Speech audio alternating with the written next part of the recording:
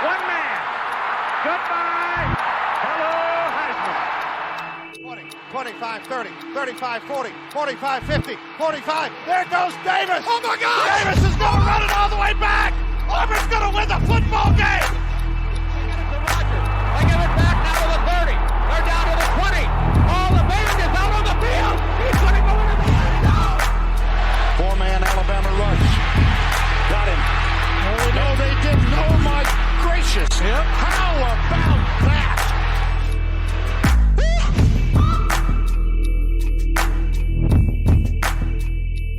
We've got groundbreaking news here at the 3 Tech Pod. We talk SEC scheduling and the NFL Combine as well. A lot of news coming out of the biggest week of the NFL offseason. All right here on the newest edition of the 3 Tech Pod, a college football podcast at the intersection of the X's and O's and the Jimmies and the Joes. I'm Mitch Mason, joined by Trey Reeves. Trey, really excited to break down a bunch of different things today. We're talking Pac-12 news as well, the Big 12, maybe insert eye emoji looking westward once again. Those talks seem to have resurfaced, but just a lot to get through today, and it's what makes this offseason so fun. Not only do we have a bunch of news to talk about in the world of college football, but some personal news as well. You know, we've been working really hard behind the scenes, and I'm glad to be able to share it with you here today. Yeah, I'm so excited. I'm not even going to provide an intro, Mitch. Without further ado, let's just jump right into the news.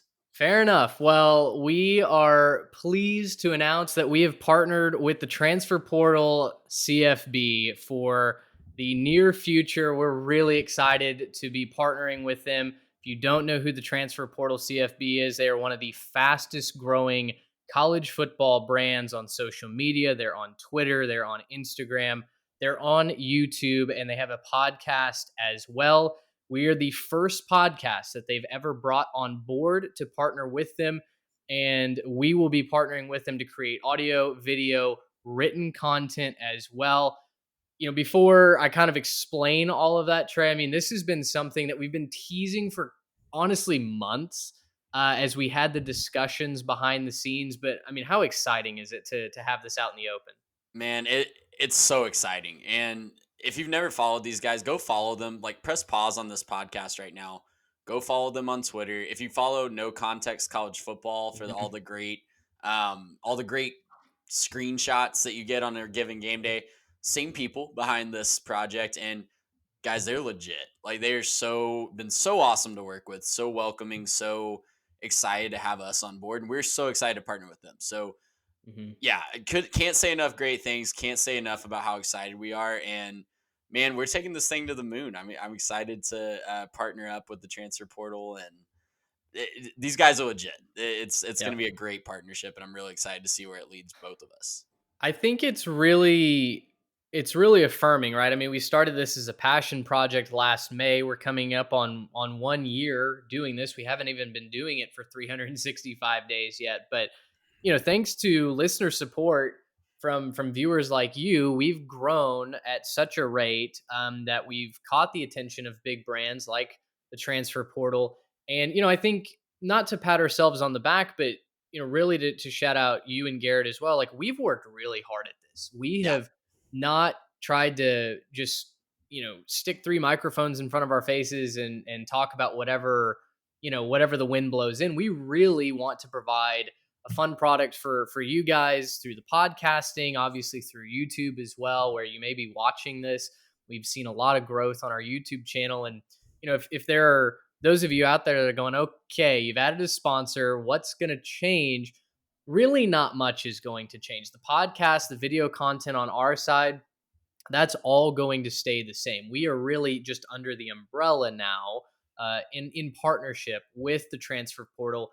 They'll help support our content. We'll help support their content. We're going to be writing for them as well. So, you'll have a lot of expert analysis and insight in written form if you like reading articles. But yeah, for us, it's a chance to pair our brand, which is rapidly growing, with a brand that is just a couple of years down the line from us, right? That has established themselves. They go all kinds of places. They're, had a guy covering the combine this week in person. They go to college football games. That's where we want to get to. And, the guys like Dylan and Dan that have been just so gracious to us have shown us from the very first interview that we had with them that they were very intent on adding quality team members. And, it's just a pleasure to be a part of that. Can't say it better than you just did, Mitch. But yeah, the only thing I'll add is we're just really excited to see where this goes, because this is going to provide some more, I'll just say some more branching out, some more eyeballs on our show, and some more just voices that we get to interact with. It's going to give us a little bit more cred, as well as we reach out to That's right. different people to provide more insight. Like Mitch has been doing so great with, getting these different voices on our podcast this offseason to talk Auburn, to talk Clemson, to talk, we have so much more planned for that. But now we have a little bit more backing, a little bit more just oomph behind those requests. So hopefully that can lead to even bigger and better things on our end.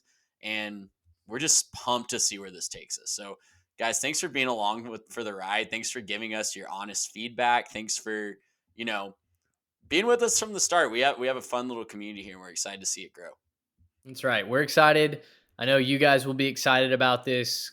Continue to watch this space for more. We'll obviously share more info with you as we get rolling. But, if you follow us on Twitter, on Instagram, at 3TechPod, you saw that announcement made over the weekend and officially making it on the podcast and the YouTube channel right now. But Trey, like I said, not much changes for us content-wise. So that means the podcast continues to roll along. And we've got a couple of things we want to talk about in today's episode. SEC scheduling first among them. Like I said, we'll talk about the Athletic article over the weekend as well that said that Brett Yormark is looking westward, potentially at poaching those four corner schools again. And then NFL Draft Combine news, headlined really by the arrest and then making of bail that presumed number 1 overall pick Jalen Carter had to go through. We'll get through all of that at the end of the episode. SEC scheduling, though, Ross Dellinger kind of broke Twitter. I believe this was on Friday of SI.com. Yep. When he just tweeted 2 beer mugs clinking and a screenshot of what is their best guess at what the SEC scheduling will look like in 2024. The good old Apple Notes app. That's right. Straight from his iPhone. That's right. Probably in the back of an Uber, just throwing it together in his Notes app like we've all done if you work in this industry. But this is in 2024 when Texas and Oklahoma come over. The proposed scheduling model probably includes a 9-game conference schedule, and each team would have 3, quote, permanent opponents, although the permanency of those opponents is a little bit in question. Trey, I'm going to let you kind of run through this, and we've got the screenshot attached in our notes doc. So run us through the teams and who their at least best guessed opponents will be, and then we'll just kind of talk about our initial impressions, winners, losers, if we think those exist as it currently stands right now. But I'm really curious to hear your thoughts on this. Yeah, so I'll go and run through top to bottom as this was reported. So starting with Missouri, they're going to have Oklahoma, Arkansas, Vanderbilt. Arkansas will have Missouri, Texas, Ole Miss, Texas A&M, LSU, Texas, Mississippi State. Texas, Oklahoma, Texas A&M, and Arkansas, Oklahoma, Texas, Missouri, and Florida. LSU, Ole Miss, Texas A&M, and Alabama. Ole Miss will have Mississippi State, LSU, and Arkansas. Mississippi State will have Ole Miss, Kentucky, and Texas A&M. Alabama will have Auburn, Tennessee, and LSU. Auburn, rest in peace, will have Alabama, Georgia, and Vanderbilt, mercifully. Vanderbilt, Tennessee, Auburn, and Missouri. Tennessee will have Vanderbilt, Alabama, and South Carolina. Kentucky, Mississippi State, South Carolina, and Georgia. Georgia, Auburn, Florida, Kentucky. Florida, Georgia, South Carolina, and Oklahoma. And finally, South Carolina will have Florida, Tennessee, and Kentucky. So as the circus music played behind that description there, hopefully you had your notepad out or you're following along on Twitter. But lots of interesting matchups there, right? I know... Mm-hmm. I think the first thing that everyone looked for was, okay, what big game is no longer going to happen every year? What major rivalry is no longer going to happen every year? And I don't think you can say, if this holds up being true, which all indications, no one's really come out and said, no, tap the brakes on this. If this holds up being true, I don't think you can say any major every year rivalry goes away. Maybe, I don't know. Like, I really struggled to find one that I felt like had to be played that was going away. Well, sir, you're forgetting about the most important trophy in all of the Southeastern Conference, the Bonham The Bonham Trophy. Trophy is well, it'll get played every It's other still year. there, but Texas A&M and South Carolina will no longer play on a year-to-year basis. I know that I think there's weeping and gnashing of teeth across the country at losing that great That rivalry. storied college football tradition that No, we're you're right. I think all the major traditional rivalries are protected. I know that Arkansas and Texas A&M have played in some, I mean, historically great games Yeah. over the last several years, over the last decade plus. That's not going to be an annual thing, but overall, I mean, you look down this list. Arkansas gets to renew their rivalry with Texas every year. A&M keeps the LSU rivalry and, a thorn in their side in Mississippi State, a team that they just have not been able to beat consistently. Oklahoma gets obviously Texas. I guess they get their Big 12 rival back in Missouri, and they pick up an interesting game against Florida. I mean, on and not on even it just the goes. Big 12 for that Oklahoma Missouri. That's a game that's been played for 70 plus years, Yeah. going back to the Big 8 days. So that one was always going to happen. But I cut you off right before you're going to say it. Oklahoma Florida, that's a fun new rivalry that we're Sure. going to get out of this too.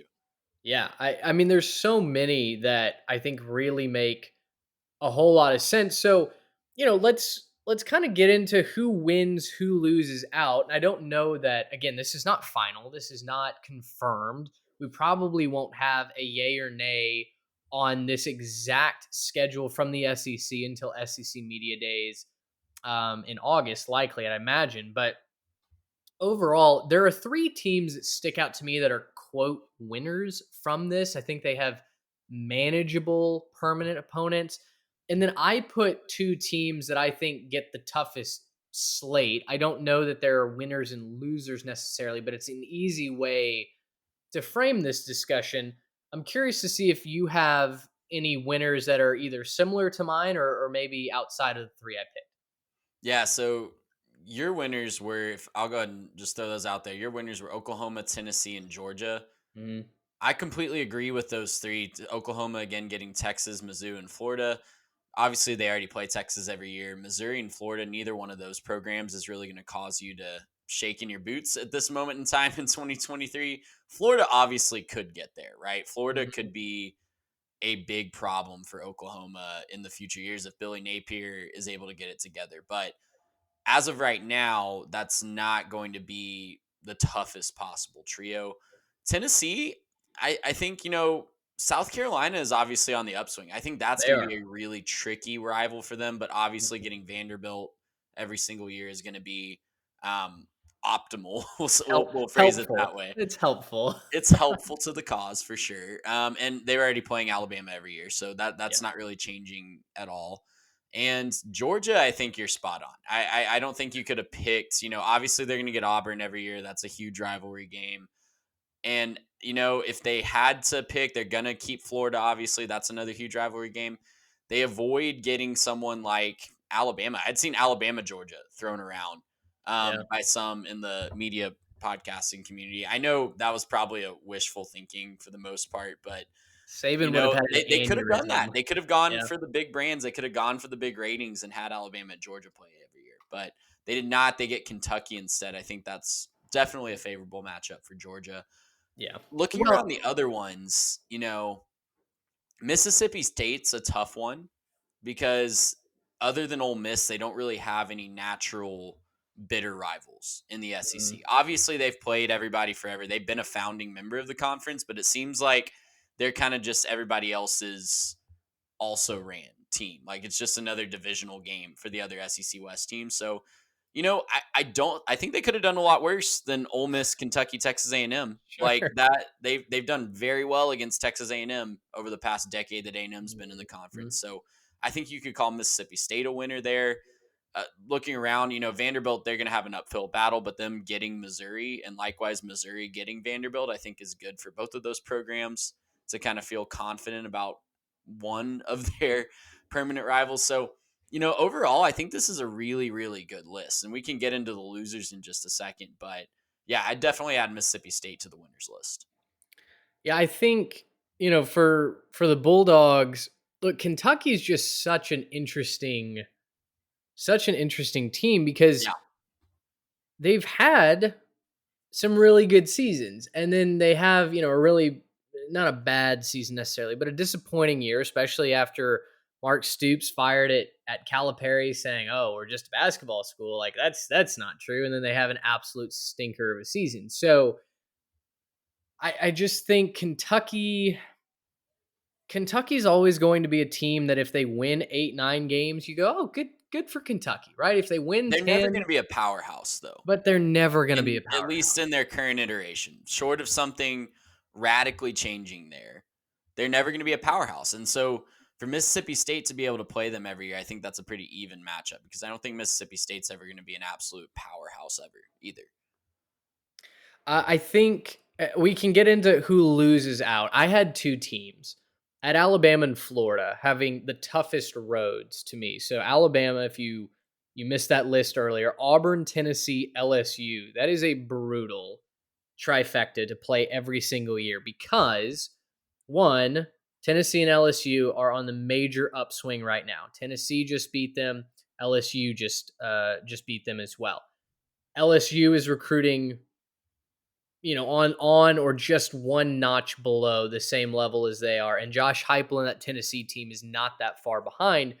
And for Auburn, if you listen to my interview with Blake Lane from the Uptempo podcast, we specifically talked about the Iron Bowl and why Auburn can make that a game, has made that a game the last decade, even though for several of those years, Alabama has been a full cut above what War Eagle can put out on the field. And so go listen to that podcast if you haven't already. I think Blake really lays out why that is always a game, no matter the records. I mean, that truly is a throw the records out special.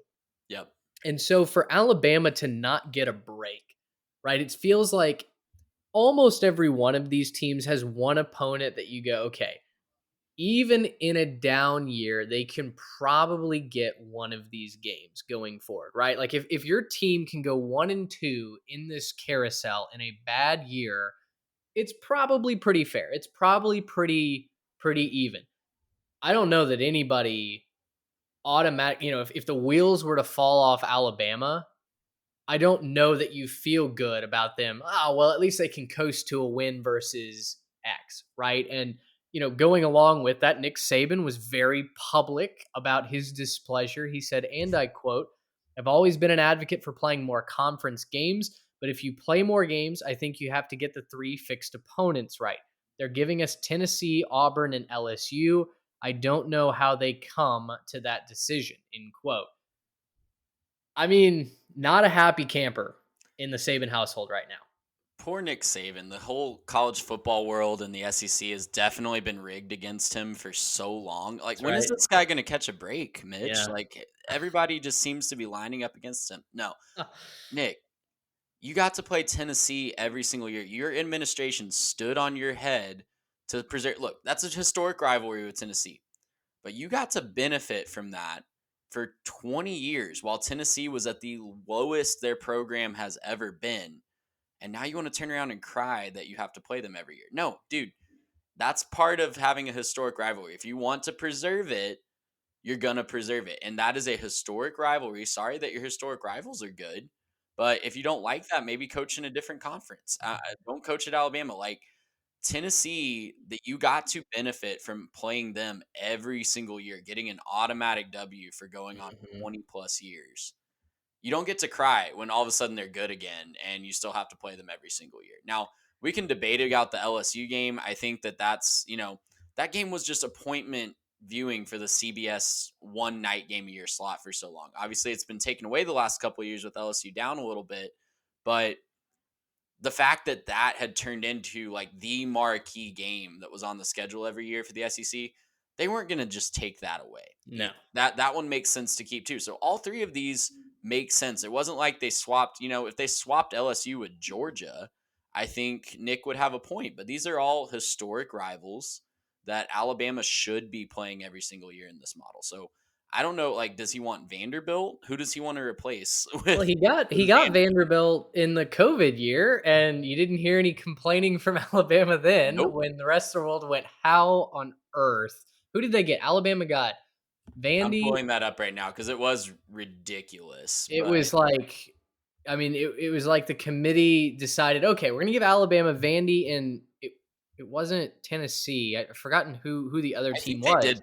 I think they did still play it. So they got Missouri, Georgia, which, obviously that's a big one. But that was before Georgia was this Georgia. Right. Tennessee, Kentucky, and you know what? They actually didn't play Vanderbilt that year. I'm surprised. I remembered that too. Maybe that's a little Mandela effect. But they did not play Vanderbilt that year. They did play at Missouri and Kentucky, though. So kind of considered lower tier of the Maybe SEC. that was who they got. Yeah. So Kentucky 63-3, by the way. That was not a fun day for the Wildcats. Yeah. So, listen, is it tough? Yes. But Alabama has enjoyed several breaks. They obviously enjoy the best recruiting in the country on a year in, year out basis. And I'm not saying that's given to them. I'm not saying that Nick Saban just snaps his fingers and that class comes together, right? They work and they earn that top, that spot atop the mountain. But listen, you can't expect to get any breaks, especially like what you said, when you've got three very natural rivals that, listen, this is not all sunshine and daisies, putting a 16-team carousel together, right? People on Twitter make it out to be, oh, this is so easy and I could do this in my sleep. That's not. There are so many things that go on behind the scenes, right? There are so many factors that play into this. Did Alabama get one of the tougher trifectas? Yeah, they did. Should they? Yes, they should, because they go back to pre-Nick Saban. Obviously, they had some down years, but Alabama has been the standard in the Southeastern Conference almost since its inception. So, yeah, it's going to make sense that they're going to put you against the other standard bearers of the SEC. Again, do you want to swap LSU with Georgia? Like, we can do that, Nick, and you can complain even a little bit more, but that's who you should be comparing yourself to, and you shouldn't be afraid of it. It's just a weird look from Nick Saban. For somebody that's spent his entire career, not really caring about that, just kind of putting his head down, avoiding the rat boys, and not really making excuses. The last couple of years, he sure has been full of excuses. So we don't have to beat that dead horse. Yeah, it's just a weird look. He's been very vocal. Very grumpy old man the last couple of years. Definitely old man yells at cloud syndrome going on, no doubt. Other parts of this list that I think are just massive wins for college football, right? I think you look at the beginning of that list. I think you look at Arkansas, Texas A&M, and Texas, and the teams that they play. So for Texas, they get OU, they get Texas A&M, and they get Arkansas. That is what a lot of people had them. That was the trio that was on their wish list, right? Yeah. Keep the OU rivalry, obviously. Reignite the rivalry with Texas A&M. We all want that. And then getting a team like Arkansas, who, that's a Southwestern Conference rivalry from years gone by. Game that's been played 70+ times, I believe. It's a big one. Some great games in recent years. That's just a rivalry that makes sense. And so to keep that one alive, I think makes just a boatload of sense.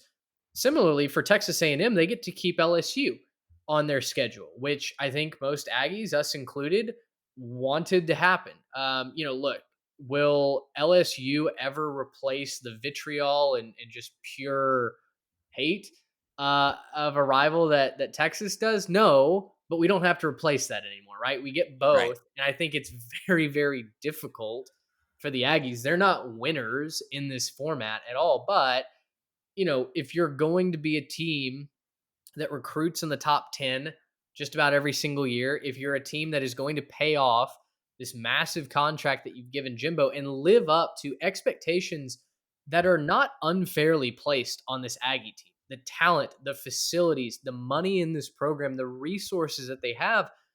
I mean, this is a team that can build to a 12-0 run in the conference, right? There's no reason that A&M can't build a program like Alabama, like Georgia did. And now to do that, they're really going to, if they ever climb that summit, it's never going to be a fluke, right? No one's Right. ever going to be able Yeah. to say, hey, you skated by on a weak schedule. No, you've got LSU, Texas, and the voodoo program that is Mississippi State, that A&M, whether it was Any Mike sport. Leach, whether it was Mike Leach at the helm or something in the water there in Stark Vegas, A&M has struggled with the Bulldogs, not just in football, honestly, as a program since they They joined lost the in SEC. basketball and they had no reason losing a couple weeks ago. That's right. So, I think it's a tough trifecta for A&M, but I think it's a very entertaining one and one that I'm really looking forward to seeing. Well, Are there just any as other? an A&M fan, personally, how I hope they set this up, I don't know. I don't really know if there's any way this could possibly happen, but traditionally, even before, when A&M was in the Southwest Conference and LSU obviously was in the SEC, they would play Labor Day weekend. That was the opening game for both teams for, I think, like 30 years in a row or something like that. So if we could somehow make that work where the schedule is bookended by LSU and Texas, LSU week 1, Texas Thanksgiving week, dude, sign me up for that. Like that would be an incredible opener every single year. It would be an incredible opener. It would wreck Imagine the somebody's season. meltdowns in both of those fan bases, whoever loses that opening game every year. I mean, Play it I on think- Labor Day. Like that, dude, like, Yeah. yeah, it would be so cool. Holiday weekend, the vibes from the holiday weekend just gone immediately. Yeah, that would be interesting. Or is there another team that you see that you feel like we need to talk about here, whether they're a winner or a loser? I think LSU didn't get a great draw. And again, it's another one that it's like, if you're going to Sure. draw 3 teams that LSU should play, it probably is Ole Miss, Texas A&M, and Alabama, right? Ole Miss LSU is a very historic rivalry as well. They needed to preserve that one. Auburn, I made the joke, and the SEC did throw them a bone by giving them Vanderbilt, but playing Alabama and Georgia every year, they've already done that for decades, but that's not going to get any easier. Wouldn't necessarily call them a loser just because that is something they've already had to overcome. Yeah, it was already on their schedule. Program. Florida, not an easy situation if Oklahoma gets their stuff together and South Carolina keeps ascending. Yeah.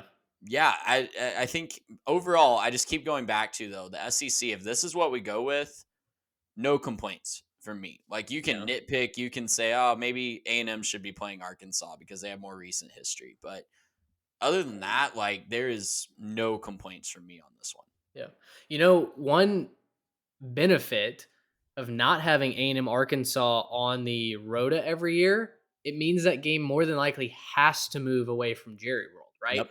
If you're not playing it every year, it means it goes back on campus. That is something that you and I have been screaming about for years. Why are we playing this at Jerry World? I would much rather go up to Fayetteville for a road game. I don't care that it's on the road. Fayetteville's awesome. It's meant to be, and it's meant to play on campus. Like, OU Texas makes sense, right? That's the Cotton Bowl. That's a historic stadium. It's really the only thing keeping that stadium from being imploded and probably a historical marker.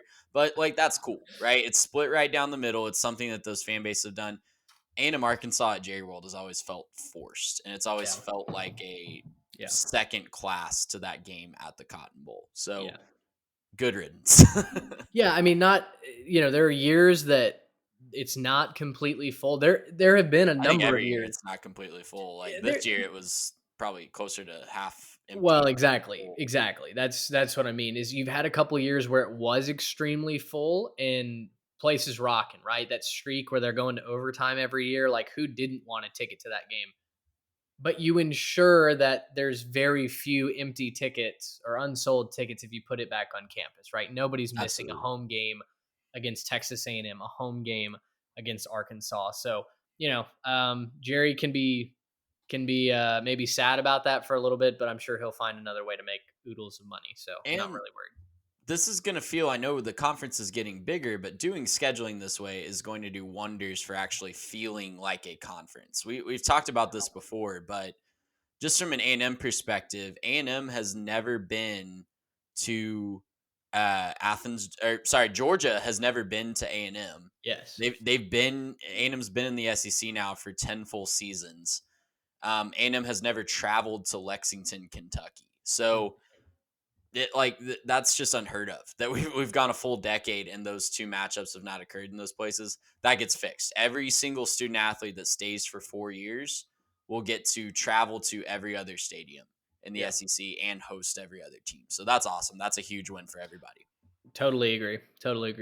All right. Well, let us know what you think about the SEC schedule. Do you have winners and losers from this? Would you change any of the matchups? Let us know at 3TechPod. You can also email us, 3techpod@gmail.com. From the SEC, we go to the Big 12 and by extension, the Pac 12, because, Trey, according to The Athletic, Brett Yormark might be getting the hands out again. They've talked about westward expansion before with the Pac 12. Obviously, BYU is about to be a new member in the Big 12. So they're in that footprint, quote unquote, but the Four Corners schools are apparently the apple of Yormark's eye. And, we were talking before we hit record. This seems to make a lot of sense. For those of you who don't exactly know who the Four Corners schools are, that's Colorado, Utah, Arizona, and Arizona State. And they're the subject of a fresh wave of discussion as the Pac-12 continues to wobble. We've dominated pod coverage on this subject for the last couple of weeks because it's just been a circus out west, right? I mean, is Ion going to take TV rights? Is Apple TV going to swoop in? Is it going to be streaming exclusively? We don't have any answers on that. And as basically each day that goes by that the Pac-12 doesn't have a secured media rights deal with a definite amount of money coming to each school as a part of redistribution, a fresh wave of rumors about who's leaving and when comes up. Yeah, and apologies to our new partners. This does not happen all the time that my cat wants to chime in on the so if you're not watching on YouTube, apologies about that. But yeah, if I'm any program, right, that is looking at this Pac-12 situation, if I'm any program that has options, I'm exploring those options because it's a dog-eat-dog world out there.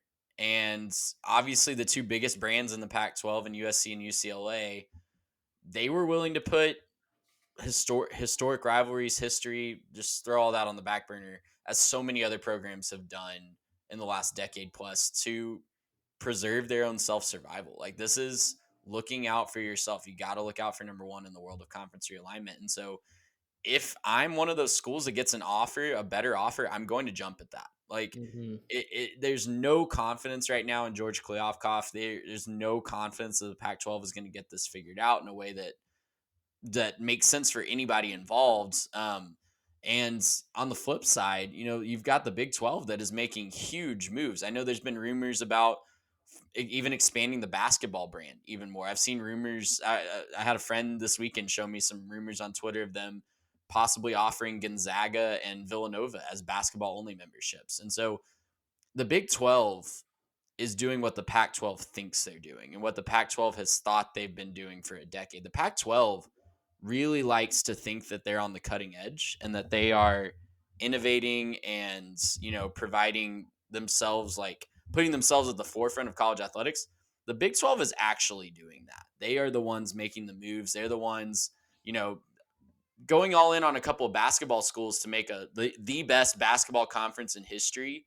If they were able to land that, that's innovative. That is marketing yourself.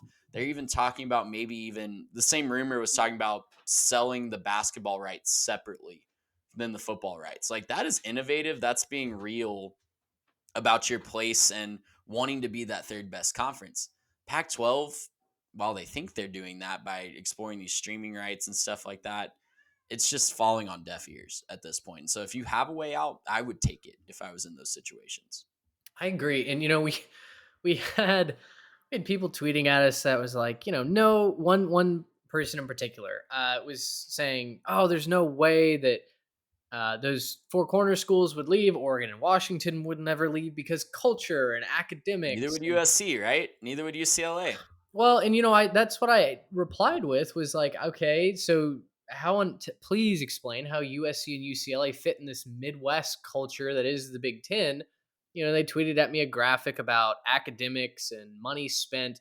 If you think culture can be defended by dollars spent on certain programs or certain wings of your academia, we have very different definitions of culture, right? Yep. And so for me, USC and UCLA stick out like sore thumbs in the Big Ten, right? I mean, when you think of the Big Ten, you think of the Heartland and you think of Piscataway.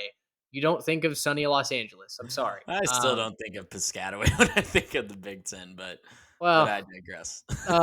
fair enough. Trying to throw my Rutgers fans a bone, but the point is, college football has evolved past this rosy traditional memory that we all have growing up, right? And whether that's good or bad, you can debate for hours, and people do on Twitter every single day.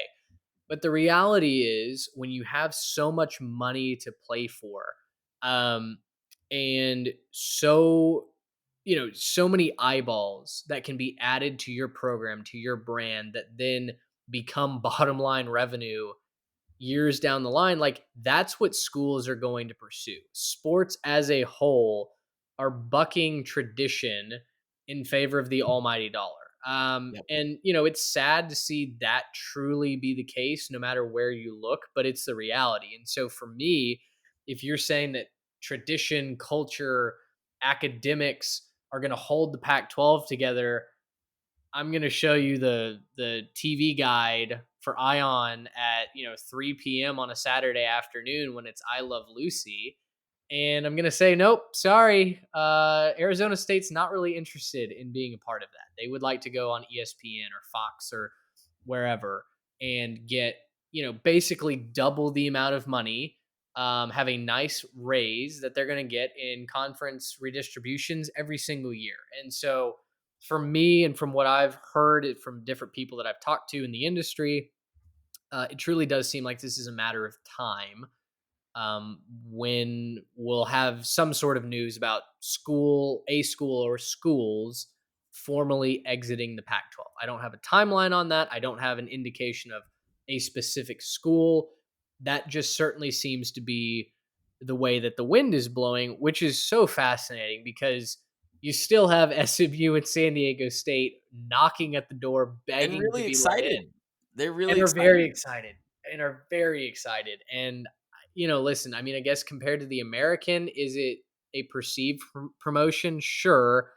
In reality, though, I just don't know how much of a likelihood that is. The other thing that I maybe want to float on this, and then we can move on. You have all these SMU fans, all these San Diego State fans saying, let us in, when are we going to know? If you're the SMU or San Diego State administration, are you maybe saying, hang on, before we join, we would love to see who your media partner is? Because while the American does not have this flashy deal, they're still on ESPN. Released on ESPN. They're still in the public eye. The Group of Five has received so much momentum and so many new fans over the last several years. It's not the Bitcoins of the world, right? Where just stock just takes off.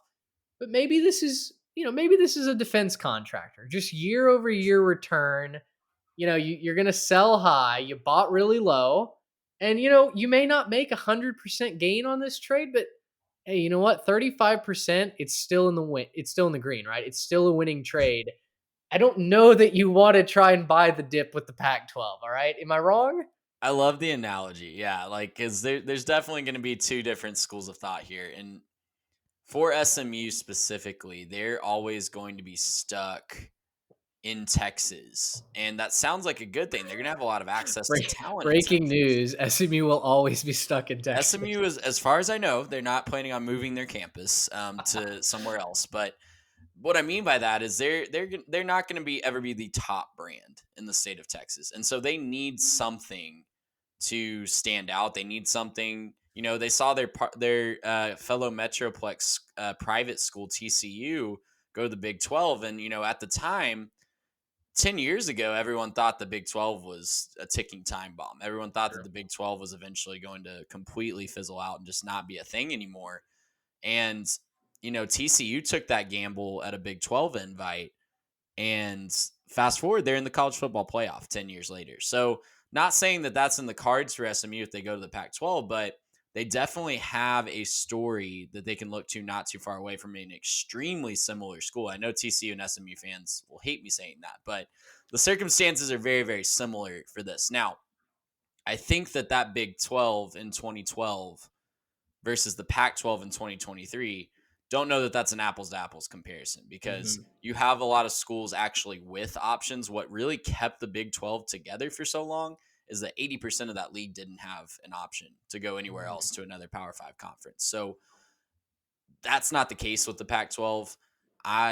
If you're SMU, it's really going to be a gamble if you hitch your wagon to that. It's if you know what you're going to get in the American. So it's really just a philosophy of, do you want to stick with what you want to know, or do you want to gamble and hope that you hit big and you can keep the Pac-12 together? Now, Mitch, I want to just flesh out this conversation before we completely move on. Let's pretend it just goes completely nuclear for the Pac-12. Let's say the four corner schools go to the Big 12. Okay. And Oregon and Washington leave for the Big 10.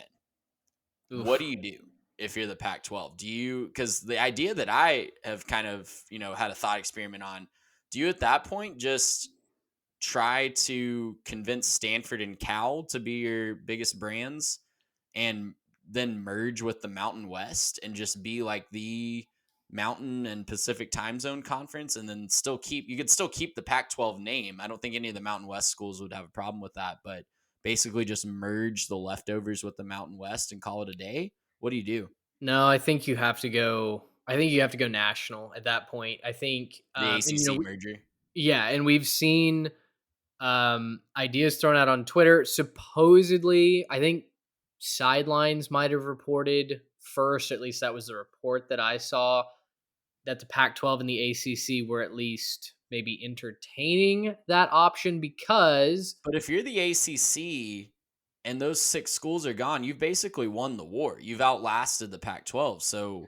Well, but that's assuming that maybe Florida State, North Carolina, Clemson, don't leave, right? Yeah, true. Virginia as well, because Florida State supposedly is talking with their board of regents about a buyout, which I believe is $128 million.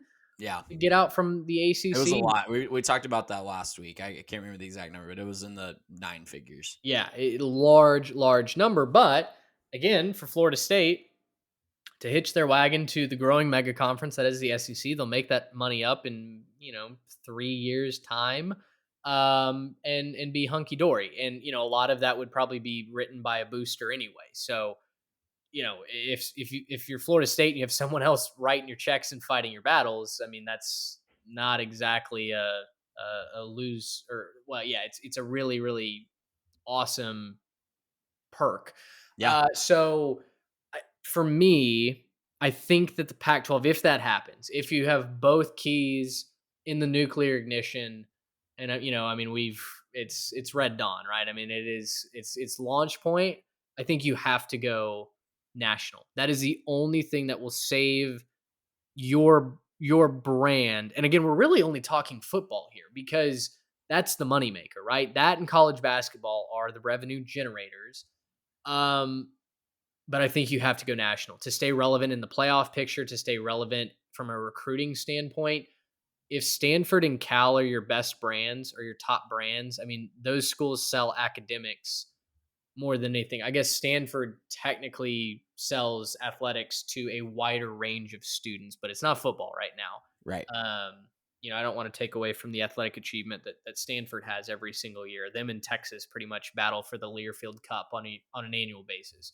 But as far as revenue generation goes, that's football. That is not what their football team does. So I think they have to go national. Stanford's got to be kind of freaking out a little bit because if you remember around COVID, they were going to cut some athletic programs that are. They got bullied by their own students. Yeah. Yeah. And if they don't have the TV contract from a major conference, bye most of those championship winning programs because there's just no Yeah. money to Right. fund them short of a donor stepping up or short of that fit students like they did stepping up and like paying for it out of pocket, basically like a club sport. So Mm-hmm. Stanford's going to be really motivated to figure this out. Maybe you see them on the move too. Maybe they're an attractive brand to somebody. Maybe they can lump in with the Four Corners schools. I think if we could just hit the button to fast forward 3 years down the line and It's see what college football looks like, you have 60 seconds to just survey the landscape before coming back to present. I mean, I think this could truly look like a new world. I yeah. mean, cue, what is it? Little Mermaid, A Whole New World, like that could be college football. Aladdin, sir. That's the Little Mermaid. That's My Aladdin. my bad. My bad. One of the Disney movies. Well, let's we'll talk about this, I'm sure, much more in other podcasts we have for like the last month and a half. So I don't think the topic's going anywhere. Not so much of a Disney transition though, is the lead story out of the NFL Combine.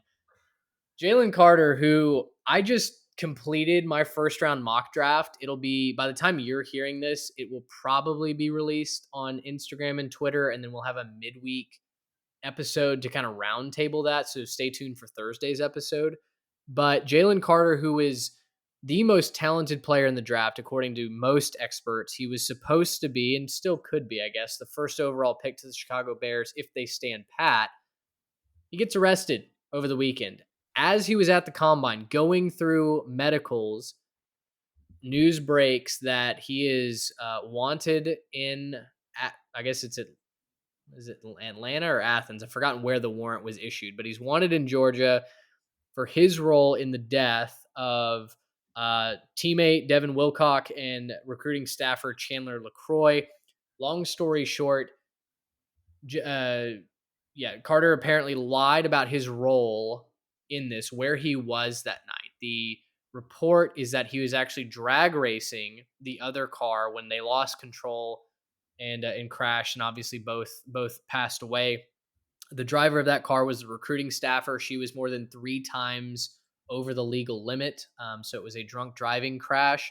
But Jalen was racing them, going twice the legal speed limit for that area, and he was driving a car given to him through an NIL deal.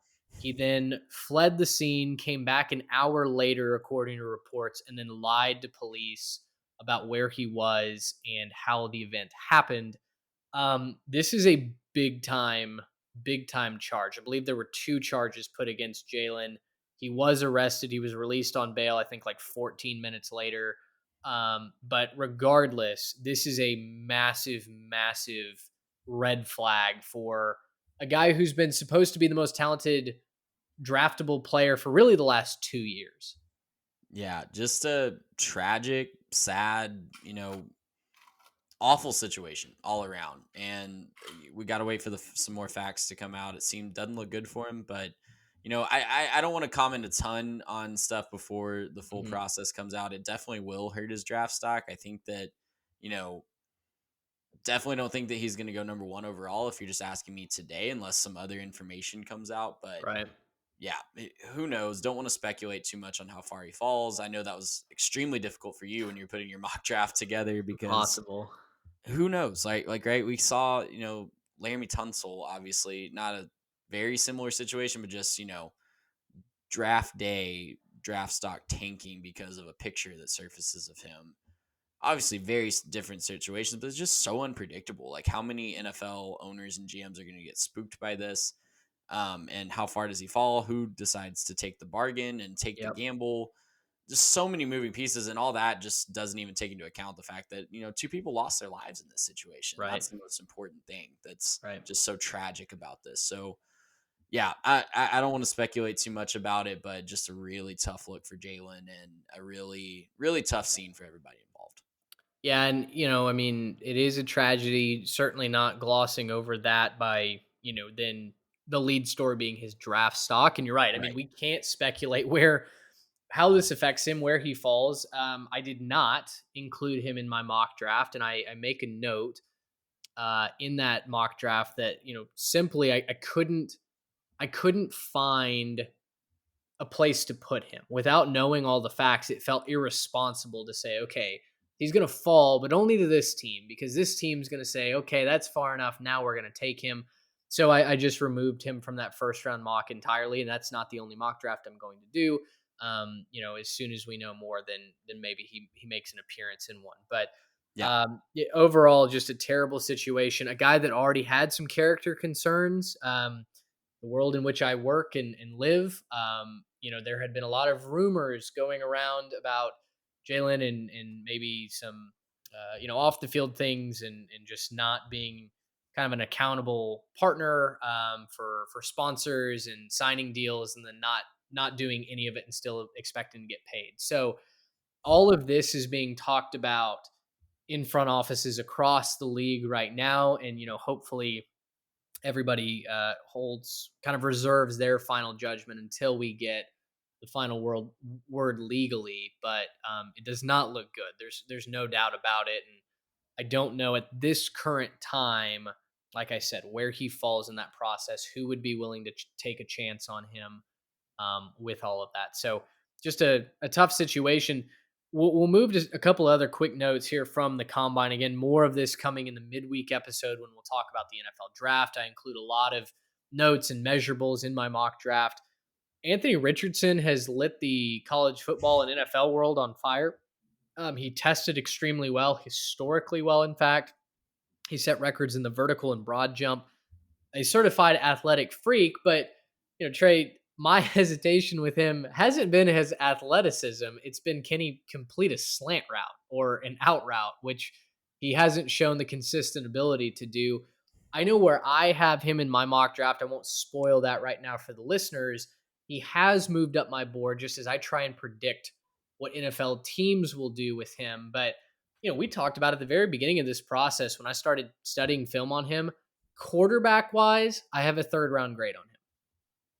Athlete wise, you have to have a 1st round grade on him. But yeah, the question was never the athleticism, and that's extremely well said. So I'm still with you. I don't know that if I was an NFL GM that I would be willing to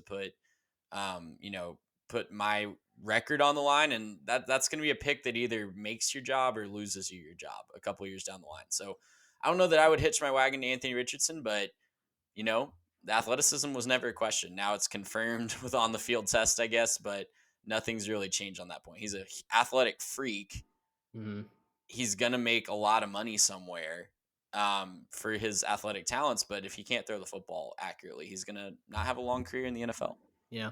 Nolan Smith, a big winner from the combine, the edge rusher out of Georgia.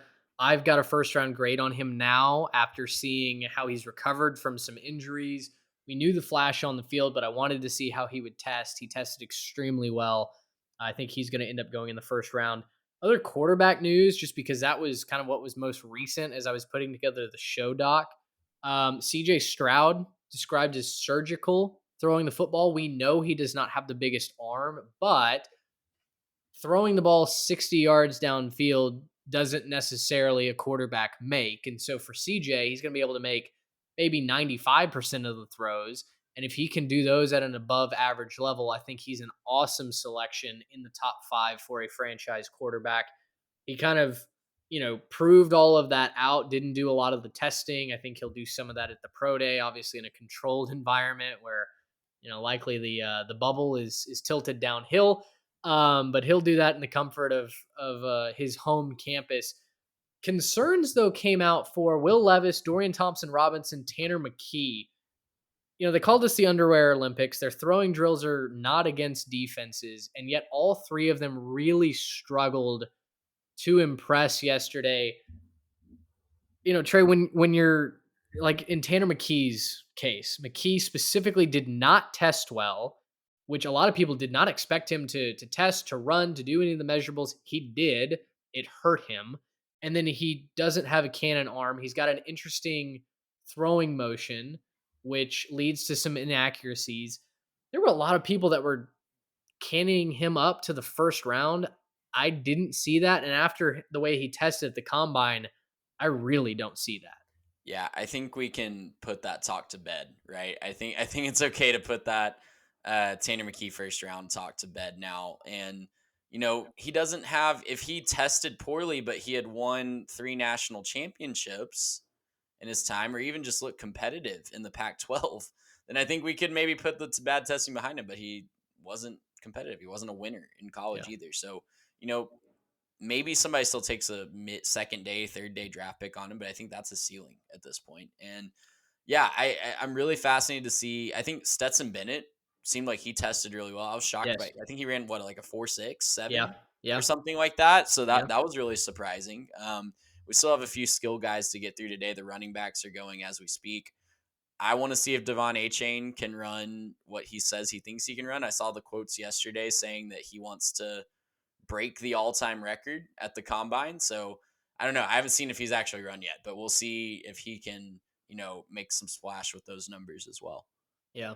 Really excited to see the running backs. There were some wide receivers that tested really well. Trey Palmer, obviously a burner out of Nebraska. I don't know where he's going to go exactly. I think second, third round might be a little There's high always for me. somebody that runs an extremely fast 40 as a wide receiver. Last year it was Tyquan Thornton, and it earned him a second round draft pick. For the Patriots. So we'll see about that. Quarterback I'm very interested in, and again, follow us on our socials, Instagram, Twitter at 3TechPod, to get all of that. Also, plug for our new partner at the transfer portal, it's at T-Portal CFB is their Twitter and Instagram handle. They're crushing draft combine coverage. So if you have missed any of that from the weekend, if you'd like to go through and see, okay, who blew us away, go look at their Twitter account. They are posting things, every couple of minutes as guys test. So go, go review the weekend with them. And we'll just now is the fun part where we have pro days, but for the most part, the testing is done. Now we just have to go through the interviews, and we get to fully, with as much data as possible, start to put these pieces in place. So, again, by the time you're listening to this, the mock draft should be out. Go look through that and let me know what you think. I'm very curious to see where you think I hit, where you think I missed, and what you would change. Trey, any final thoughts as we wrap up here? Man, I'm just really excited as we're turning into spring to get a little bit of spring football back, a little bit of more draft coverage. I've started to really love this draft coverage that we're putting out. And so excited to see where we take this. And man, thanks again to the transfer portal. And thanks again to all of you guys who are listening right now for supporting us and just helping us to take stuff to the next level. That's right. Well, for Trey Reeves, I'm Mitch Mason. We're so thrilled that you've joined us here for another episode of the 3 Tech, whether it's on the podcast, whether it's on our YouTube. If you would leave a like, leave a rating, a review, that helps us out tremendously as we continue to grow. And we look forward to providing you with many more episodes for much, much longer to come. For Trey Reeves, I'm Mitch Mason. Thanks so much. Until next time, so long, everybody. Gracious him. How about